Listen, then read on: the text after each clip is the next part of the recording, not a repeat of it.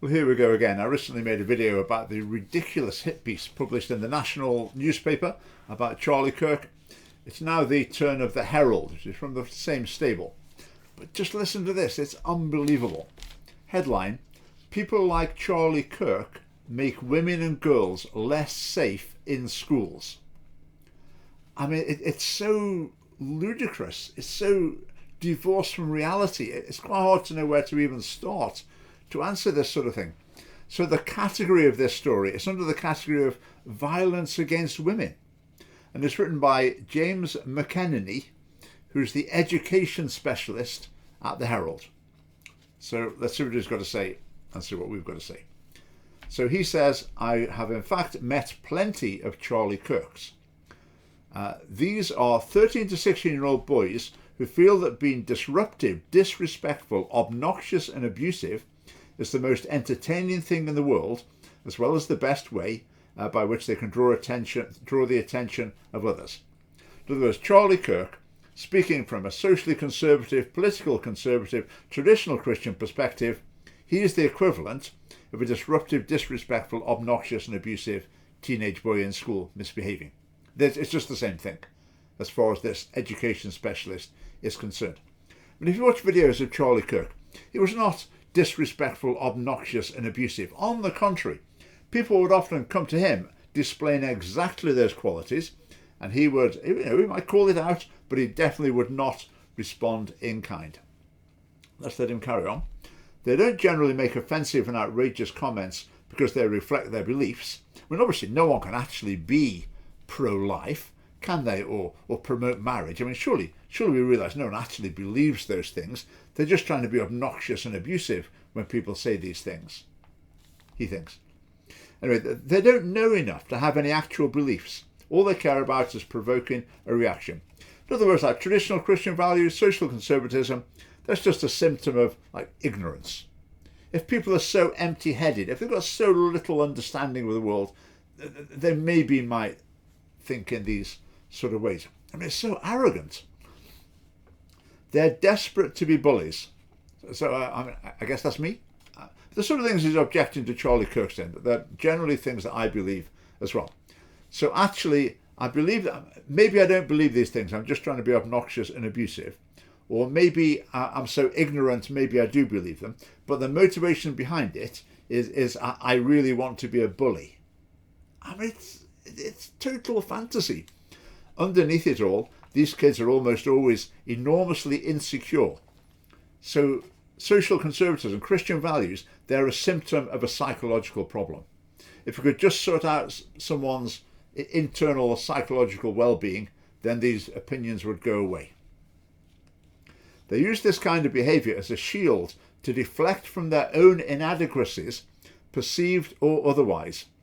Now, I don't know what inadequacies this man thinks Charlie Kirk had in particular. I mean, he seemed to have a lot going for him in a sort of worldly sense, if you like. Anyway, that's what he thinks. They ease their own anxieties by making other people feel bad. I mean, he says this while he's writing a total hit piece and writing off a huge number of people across Scotland who hold what I think are very positive values in good faith. He's happy to just write all those people off. He said they're sad little clowns without any jokes. Now that's pretty harsh language to use about school children, isn't it? I mean, normally, if a school child goes and punches a teacher, swears at her and kicks her in the head, the response would be, oh, he must have very deep needs we need to meet. He obviously needs a lot more support. We need to be very sensitive. But when someone espouses like traditional Christian values, well, they're sad little clowns, aren't they? They deserve all they get. That they can be treated with total disdain. And I've heard a lot of stories about pupils in Scottish schools who have put their hand up in class and said something that didn't fit the narrative, didn't fit the SNP, Scottish Government, Scottish Educational Establishment, Herald narrative, and they get treated like they've been misbehaving. Treated as if they're, being naughty, they're behaving badly. And, well, it's interesting to see the theory behind this practice laid out so clearly. Fortunately, most of them grow out of it. Most of them grow out of their socially conservative, traditional Christian values, it says. But Charlie Kirk was different. He turned his brand of childish contrarianism not just into a lifestyle, but into a living. I mean, he was a campaigner. He was a political campaigner and a debater. His mission was to bring a message that he thought was important to as wide an audience as possible. But James McEnaney can only see it through the most cynical eyes. Before he died, he'd said, I mean, to be honest, James, I'm not feeling particularly charitable to you at the moment, but it is particularly stupid to say that someone said something before he died, because most people don't really have much to say after they died. But anyway, before he died, he said that the single woman issue is one of the biggest issues facing a civilization, by which he means declining fertility rates and demographic collapse, and then the civilization basically ceases to exist because there's not enough people there. Perfectly reasonable thing to say. He's trying to make out this as some sort of appalling outrage, some sort of attack on women that's been made. He thinks that women certainly shouldn't have the right to bodily autonomy. In other words, he wants to defend the unborn. He's pro-life. But as far as Mr. McEnaney is concerned, that is a reason to just despise Charlie Kirk, to see him as just an evil influence corrupting the youth of the nation, because he thinks every life is precious. I mean, morality really is on its head here. And he goes on to write, he publicly stated his belief that women lie about rates of rape and sexual assault.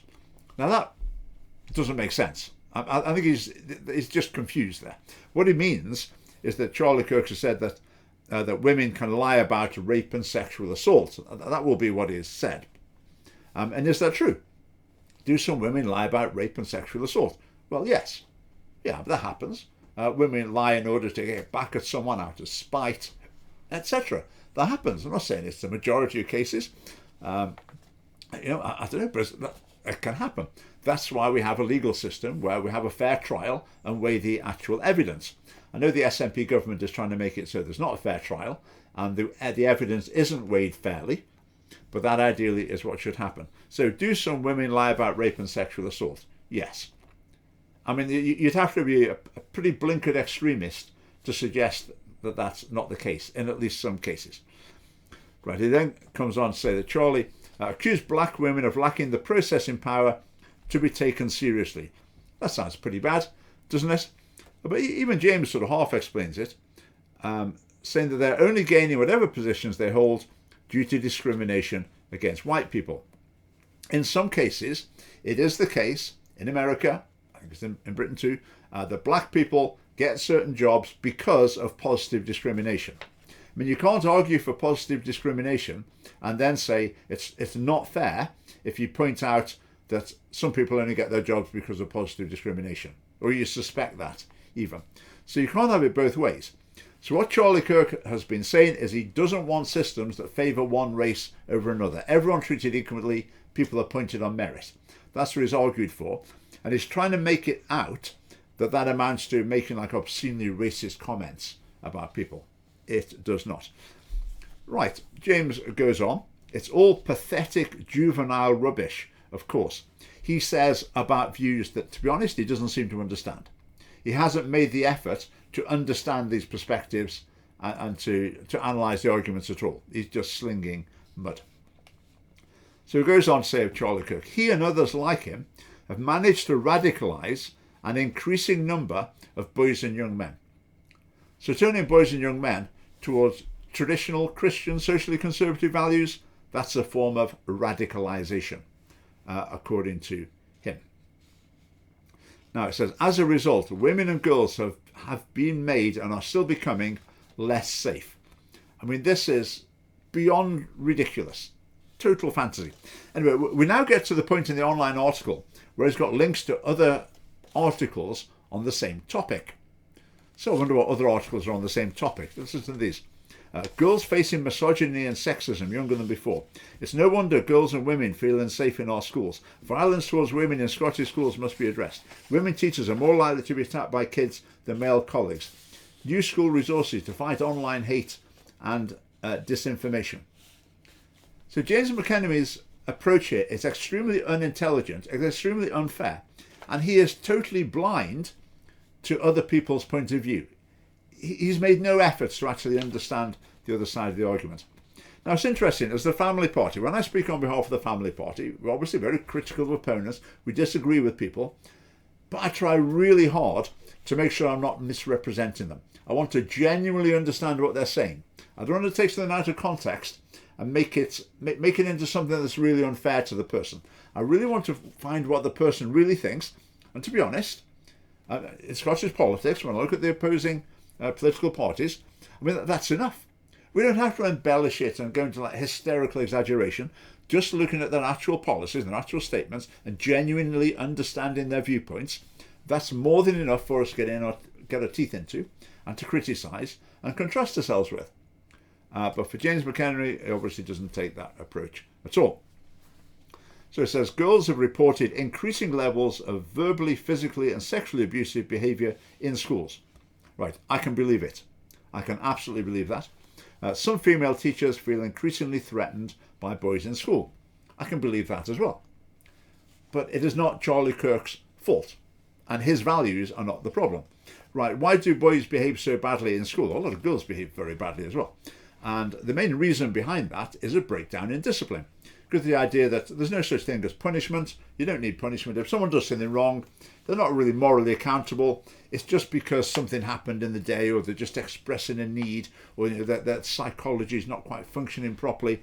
They need some counselling. So the total breakdown of moral principle in schools, and that particularly affects boys, because boys generally will push the boundary, they'll be a bit aggressive, and they need bringing into line. And in a sense, boys need taming. They need to learn that their bad behaviour, their mistreatment of other people, is not going to be tolerated. If you do that, you're going to regret it. And boys learn through that process.